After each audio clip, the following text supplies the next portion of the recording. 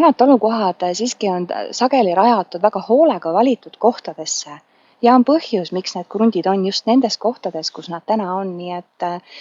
tasub võtta rahulikult ja eks sa isegi hakkad seal aias ehitiste vahel märkama, et kus sa tahad käia, kuhu sa tahad jõuda, mida sa tahad näha. Tere taas tulemast Ortonomi aiapäeviku lehele ja mul on nii hea meel sind siin näha. Ja kui sina oled ka alles jõudnud siia kanalile, siis tead, see on eestikeelne aiandusteemaline kanal ja üldjuhul ma panen iga reede kell 3 uue video siia YouTube'i kanalile üles ja mingisuguseid kiiremaid asju, neid ma jagan oma Facebooki lehel. Aga täna ma tahaks teha niisuguse sissejuhatava video sellesse, et kui on vaja ikka hakata taastama sellist väga metsistunud ja vana aeda ja või ka taluaeda, siis mida võiks silmas pidada ja mis on need esimesed asjad, mida võiks teha või mida mina teeksin. Eks igaüks tegelikult otsustab oma teekonna ise. Aga vahel ka, kui mulle kirjutatakse ja uuritakse mingite küsimuste kohta, siis minule jääb selline mulje, et aiapidamisest, aia loomisest arvatakse, et see on selline ühe nädalavahetuse projekt. Ja üldse ei saa kedagi hukka mõista, sellepärast et need, kes on selles mõttes eelisseisus, nad saavad tõesti rajada neid kaevamisvabu peenraid, mis tõesti ongi rajamiseks üks nädalavahetus ja tehakse sinna need kihid ära. Ja kõik nagu toimib, et jah, see on üks aiendamise viis. Aga kui sa oled sellises kohas, nagu mina täna olen, et mul on vana taluaed, mis on aastakümneid hooldamata, pehmelt öeldes metsistunud ja mõnes mõttes on seal kohti, kust on isegi hoonete katuseid raske näha. Nii et ma võib-olla jagaks oma mõtteid, et mida esimesena teha, kui selline aed on olemas ja on tõesti jõudu ja motivatsiooni ja tahtmist see uuesti taastada. No esimesed kõige lihtsamad asjad, mida sa teha võiksid, on see, et lihtsalt jälgida, kuidas liigub päike seal aias ja välja mõelda, et milline see esimene ala on, mida sa taastada tahad, sest sageli ongi need taluõued ikkagi väga suured ja massiivsed. Ja mida sa veel kindlasti tahad teada, on see, et milline muld seal on, et mis on selle mulla lõimis, mis seal üldse tulevikus hästi kasvada saaks, sellepärast et siin ka Eesti lõikes on meil muld väga erinev ja see annab sulle kohe kätte selle otsa, et mida sa üldse tulevikus seal planeerida saad. Ja see on selline nipet-näpet lihtsalt, aga võib-olla aitab sind see ka, et kui sa vaatad näiteks Maa-ameti kaarte, siis see annab sulle nagu parema ülevaate, mis ka sinu talu ümbruses toimumas on. Aga pikk jutt on hoopiski see, et kuidas alustada ja mida mina teeksin. Olen näinud seda, mida inimesed hiljem kahetsevad, on see, et nad on mingisuguse suurema seltskonnaga peale lennanud, tõmmanud kõik lagedaks, traktoriga sirgeks ja siis hakanud neid samu asju endale aeda tagasi tooma ja ostma, mis tegelikult olid neil juba varem olemas. See minu jutu mõte ongi see, et ära kiirusta, et loomulikult me kohe igatseme avarust oma talumajade ümber. Mina tegin ka seda selle arvelt, mis seal varem oli olnud köögiviljamaa ja kartulimaa ja sain kasutada kohalikke abi, kellel olid siis traktorid olemas, et siis tegime ka selle põllumaa, aiamaa, mis hästi siledaks ja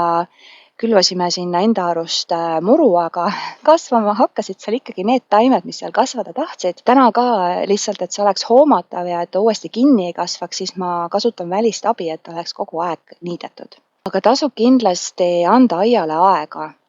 ja käia seal ringi ka erinevatel aastaaegadel, sest vanades taluaedades ikkagi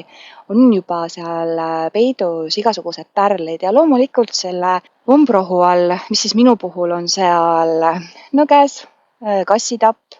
naat ja sellised tavalised juurumbruhud, kes on väga tugeva konkurentsivõimega, et olen ka sealt igasuguseid pärleid leidnud. Et olen leidnud sealt külaploomi, mis on peaaegu täiesti ära kadunud ja proovin teda ka nagu uuesti elule aidata, sellepärast et ta on oma juurde, ma saan sealt istikuid võtta. Ja olen sealt leidnud veel talulilli, et ma praegu koondasin need sealt erinevatest aianurkadest ühele lapile kokku, et väga palju on seda praegu peenraks nimetada, et ta on uuesti umbrohtunud, aga ma olen täiesti kindel, et tänu sellele, et ma neid päästetöid seal tegin, on mul olemas ikkagi väga palju selliseid taluaialilli, mis praegu küll filmimise hetkel on ära õitsinud, aga just sellised pojengid, vanad iirised, floksid,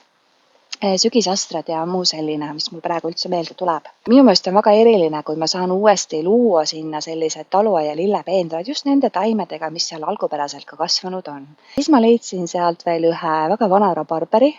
ta oli nagu elus, et praegu ma lihtsalt turgutasin teda, et andsin talle natukene rammu juurde, aga järgmine kevad või tegelikult see sügis juba ma loodan, et ma saan ta uude kohta viia.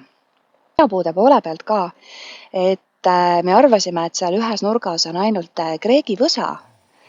aga mulle tundub nüüd, et kui me seal juba natukene nagu võtsin seda kreeki vähemaks ja natukene need valgustingimused paranesid, siis ma nägin, et mõned suuremad puud olid hoopiski hiiusinised. Et seal olidki tegelikult need ploomid olemas ja kui ütlesin, ma olen leidnud sealt vanu karusmarju, just näiteks üks piklik kollane karusmari ja vaarikad ka, mis ma sealt sauna tagant kõige suuremast õpsikust leidsin, et selle kohta ma tegin eraldi video ka, et osad taimed ma päästsin, potistasin ja siis hiljem tõin siia endale Tartu koduaeda, et sealt saad siis järele vaadata, kuidas ma seda tegin. Ja siis muidugi lauda tagant ka ma leidsin ühe toompihlaka. Me arvasime niimoodi eemalt vaadates, sest sinna oli võimatu ligi pääseda jala, et ilmselt see mingi lepavõsa on, aga see on tegelikult toompihlakas. Me küll peame selle puurisu sealt eemaldama, sest see jääb meil ehitamisel ette, aga ma kindlasti võtan sealt istikuid ja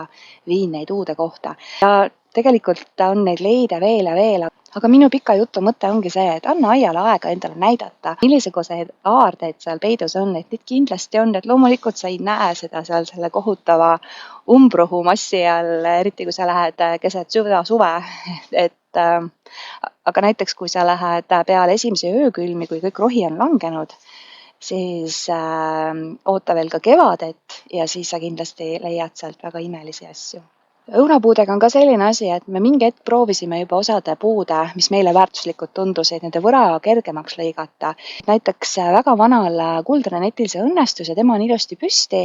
ja natukene oli sel aastal ka õuna küljes, aga üks näiteks Antonovka ikkagi ühe lumeraskuse all ikkagi vajus ära. Mul on natukene kahju ka, sellepärast et see on tegelikult kõige parem õunakoogi ja moosiõun. Aga ikkagi proovime ka neid vanu õunapuid, seal on ka selliseid sibulõunu, neid säilitada, sellepärast et nad mitte ainult ei paku meile neid õunu, vaid kui selline vana koht tõmmata täiesti lagedaks puudest, siis ta muutub selliseks kõledaks, et ma tegelikult loodan ka, et nad suvel soojade ilmadega meile varju pakuvad. Ja siis muidugi on mul igasuguseid vanu lauahunnikuid igal pool krundil, et ma nüüd ühte ka hakkasin ära koristama, mis on ka ühe õunapuu all ja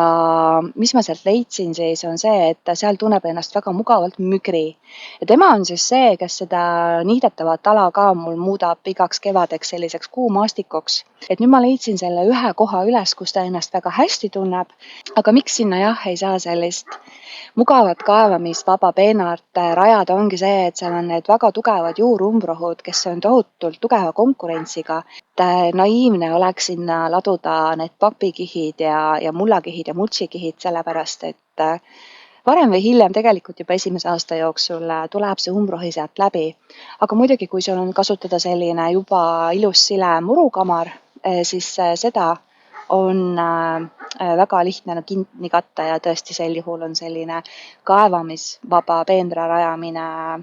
täiesti loogiline valik. Ja rääkides ikkagi sellest, mida sotsiaalmeedias jagatakse, siis mina leidsin ka YouTube'ist sellise üsna hiljuti alustanud kanali, kus on ka üks proua, kes parasjagu on midagi sarnast läbi tegemas, et see on neleaed või ellujäämise aed, et ma panen siia selle lingi ka. Minu meelest ka kõik need pingutused ja kõik need jagamised, mis seal kanalil tehakse, on igati sellist tuge väärt, et kindlasti mine vaata ka. Ma loodan, et kui sinul on ka selline vana aia elluäratamise projekt käsil, siis sa juba tead, et see ei ole selline nädalavahetuse projekt, et see on tõsisem ettevõtmine, aga see võib olla ka täiesti nauditav ja tulemus võib olla selline, mida mitte kellelgi teisel ei ole, täiesti erinäoline. Et tasub oodata, mitte kohe kõike ära lammutada ja siledaks tõmmata, et anda sellele aiale aega näidata, et kust tegelikult sa ise käima tahad hakata, millised pinnavormid sa tahad alles jätta, sellepärast et mõned talukohad siiski on sageli rajatud väga hoolega valitud kohtadesse ja on põhjus, miks need krundid on just nendes kohtades, kus nad täna on, nii et tasub võtta rahulikult ja eks sa isegi hakkad seal aias ehitiste vahel märkama, et kus sa tahad käia, kuhu sa tahad jõuda, mida sa tahad näha. Et ei maksa kiirustada. tasa ja targu ja kui sa seda niimoodi teed ka, siis kindlasti need tulemused on ka väga palju püsivamad. Nii et kui sul on ka selliseid kogemusi või oled sa juba selle tööga nii-öelda lõpuni jõudnud, siis kindlasti ole hea ka, et jaga selle video all oma kogemusi. Järgmine nädal ma näitan, kuidas ma potistan omajuurseid ploome, mille ma sain taimevahetusest. Seniks aga toredat aiapidamist!